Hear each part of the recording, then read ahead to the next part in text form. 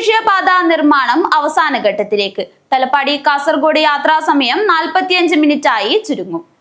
കാസർഗോഡ് ദേശീയപാത വികസനം നടക്കുന്ന കേരള-കർണാടക അതിർത്തിയിലെ തലപ്പാടി മുതൽ പൊസോട്ട് വരെ 6 കിലോമീറ്റർ ഭാഗത്ത് 10 വരി റോഡായി അടയാളപ്പെടുത്തൽ പൂർത്തിയായി.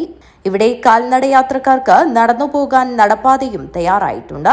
ദേശീയപാത ഇരുഭാഗത്തേക്കും 3 വരി വീതം ആകെ 6 വരിയും സർവീസ് റോഡ് ഇരുഭാഗത്തേക്കും 2 വരി വീതം 4 വരിയുമായാണ് അടയാളപ്പെടുത്തിയിരിക്കുന്നത്.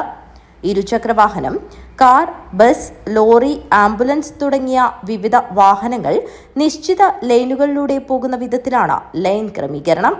തലപ്പാടി മുതൽ കാസർഗോഡ് വരെയുള്ള ദേശീയപാതയിൽ ഇനി ഉപ്പള പാലത്തിന്റെ പണി മാത്രമാണ് അവശേഷിക്കുന്നത്.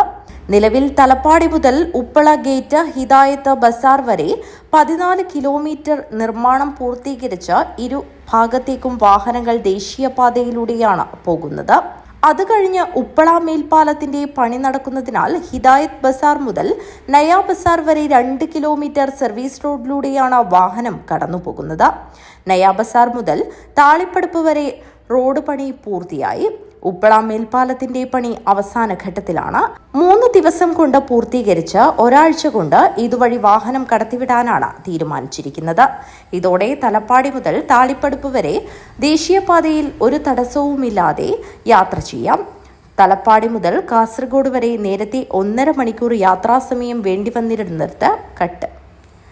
തലപ്പാടി മുതൽ കാസർഗോഡ് വരെ നേരത്തെ 1.5 മണിക്കൂർ യാത്രാസമയം വേണ്ടിവന്നിരുന്നത് ഇതോടെ 45 മിനിറ്റ് വരെയായി ചുരുങ്ങുമെന്നാണ് പ്രതീക്ഷ.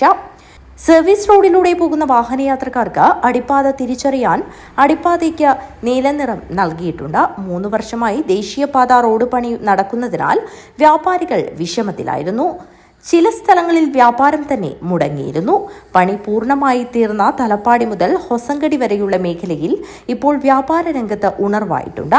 കച്ചവട സ്ഥാപനങ്ങളിലേക്ക് കൂടുതൽ ആളുകൾ എത്തുന്നുണ്ട്. News bureau, Kasaragod.